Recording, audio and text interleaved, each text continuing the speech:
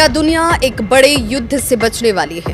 क्या अमेरिका और ईरान के बीच दशकों पुरानी दुश्मनी अब खत्म होने जा रही है? और सबसे बड़ा सवाल, क्या होर्मुज़ स्ट्रेट पर अब ईरान का कंट्रोल कमजोर होगा या फिर अमेरिका को झुकना होगा? नमस्कार, मैं आपके साथ विभा उपाध्याय और आप देख रहे हैं न्यूज़ 18 बिहार झारखंड का डिजिटल प्लेटफॉर्म। दोस्तों, पश्चिम एशिया से इस वक्त जो खबर सामने आ रही है उसने पूरी दुनिया की राजनीति, तेल बाजार और सुरक्षा समीकरणों को हिला दिया है। सूत्र ये कहते हैं कि अमेरिका और ईरान एक अंतरिम शांति समझौते यानी कि यूएस ईरान पीस एग्रीमेंट के बेहद करीब पहुंच चुके हैं। बताया ये भी जा रहा है कि अगले 24 घंटों में दोनों ही देश इसकी संयुक्त घोषणा भी कर सकते हैं। लेकिन इस पूरी डील की असली लड़ाई किसी और शहर या सेना को लेकर नहीं है, बल्कि एक बेहद संकरे समुद्री रास्ते को लेकर है, जिसका नाम है होर्मुज़ स्ट्रेट। और यही रास्ता तय करता है कि दुनिया में पेट्रोल और डीजल सस्ता होगा या फिर महंगा। तो चलिए विस्तार से समझते हैं इस समझौते की 10 सबसे बड़ी बातें क्या है और आखिर क्यों पूरी दुनिया की नजरें अभी ईरान, अमेरिका और होर्मुज़ स्ट्रेट पर टिकी हुई हैं। सबसे पहले समझते हैं कि होर्मुज़ स्ट्रेट आखिर इतना महत्वपूर्ण क्यों है। होर्मुज़ स्ट्रेट फारस की खाड़ी को अरब सागर से जोड़ने वाला एक बेहद अहम समुद्री मार्ग है। दुनिया के लगभग 20% तेल टैंकर इसी रास्ते से गुजरते हैं। सऊदी अरब, यूएई, कुवैत, इराक और कतर जैसे बड़े तेल उत्पादक देशों का तेल इसी रास्ते से दुनिया तक पहुंचता है। यानी अगर होर्मुज़ स्ट्रेट बंद हो जाए तो पूरी दुनिया में तेल संकट पैदा हो सकता है।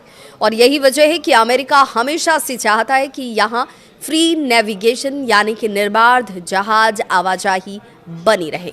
लेकिन दूसरी तरफ ईरान इस समुद्री रास्ते को अपनी सबसे बड़ी रणनीतिक ताकत मानता है, क्योंकि अगर उस पर यह खतरा बढ़ा तो ईरान सिर्फ एक आदेश में वैश्विक तेल सप्लाई को प्रभावित कर देगा।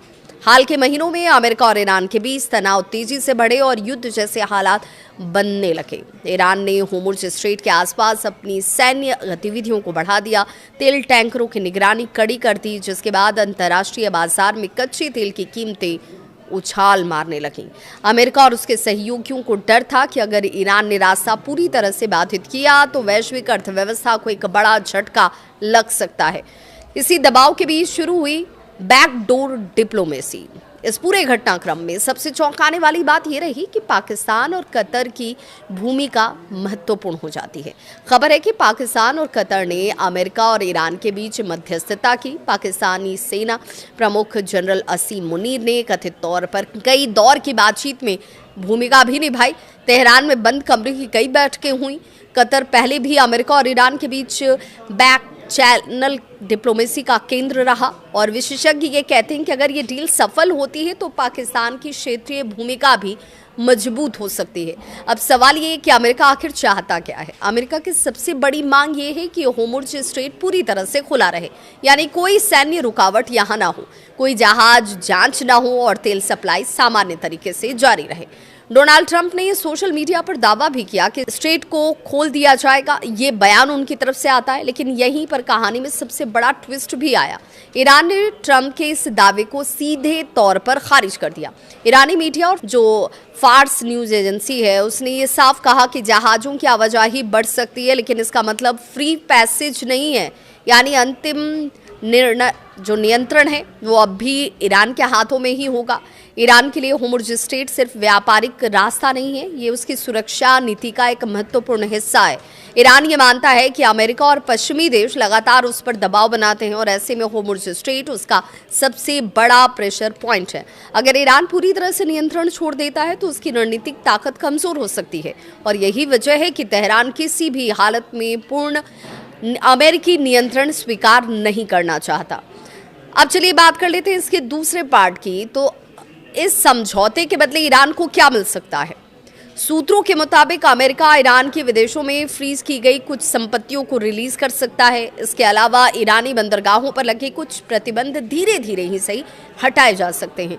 इसका मतलब क्या होगा? तो इसका सीधा मतलब ये है कि ईरान की अर्थव्यवस्था को राहत मिलेगी, तेल निर्यात बढ़ सकता है, लंबे समय से लगे आर्थिक दबाव में कमी आ सकती है।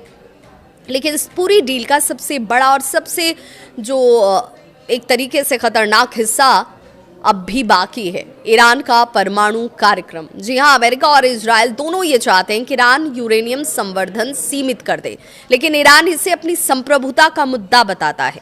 खबर है कि इस अंतरिम समझौते में 30 से 60 दिन की अतिरिक्त बातचीत का प्रावधान रखा गया है, यानी अब भी सिर्फ युद्ध रोकने की कोशिश ही हो रही है। असल लड़ाई आगे परमाणु कार्यक्रम को लेकर होगी। अब इसके बाद बात कर लेते हैं कि इजराइल को लेकर, क्योंकि ये इजराइल भी इस पूरे सिनेरियो का एक बड़ा और महत्वपूर्ण हिस्सा है। इजराइल इस समझौते से पूरी तरह से खुश नहीं है।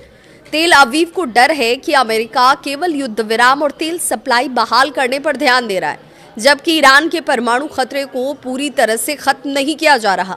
इजराइल इस बात को मानता है कि अगर ईरान को आर्थिक राहत मिली तो वो और मजबूत हो सकता है। अमेरिका के अंदर भी इस समझौते को लेकर मतभेद है। पूर्व जो विदेश मंत्री रहे माइक पोम्पियो और कई रिपब्लिकन नेता इसका विरोध करते रहे हैं। उनका कहना है कि ये समझौता ओबामा काल के न्यूक्लियर डील जैसा साबित हो सकता है, यानी ईरान को राहत ज्यादा और नियंत्रण कम। लेकिन दूसरी तरफ ट्रंप इसे अपनी बड़ी कूटनीतिक जीत के रूप में पेश करना चाहते हैं, क्योंकि अगर युद्ध टलता है और तेल बाजार स्थिति जो है वो स्थिर होती नजर आती है, संभलती हुई नजर आती है, तो इसका सीधा राजनीतिक फायदा भी डोनाल्ड ट्रंप को मिल सकता है। अब सबसे बड़ा सवाल ये कि क्या ये समझौता सच में शांति लाएगा या फिर ये सिर्फ एक अस्थायी विराम है, क्योंकि असली मुद्दा अब भी वही है, होर्मुज़ स्ट्रेट पर असली नियंत्रण किसका होगा, किसका रहेगा।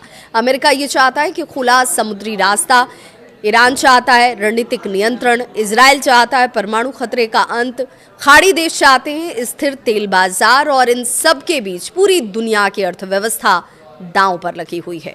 अगर ये डील सफल होती है तो पश्चिम एशिया की राजनीति बदल सकती है, लेकिन अगर बातचीत टूटी तो दुनिया फिर एक बार बड़े टकराव की तरफ बढ़ सकती है। आपको क्या लगता है, अमेरिका और ईरान के बीच ये समझौता लंबे समय तक टिक पाएगा, और क्या होर्मुज़ स्ट्रेट पर ईरान अपना कंट्रोल छोड़ेगा? अपनी राय कमेंट सेक्शन में ज़रूर बताएं। इस वीडियो को अगर पसंद करते हैं तो लाइक ज़रूर करें। मैं मिलूंगी अगली और बड़ी अंतर्राष्ट्रीय खबर के साथ, तब तक के लिए धन्यवाद।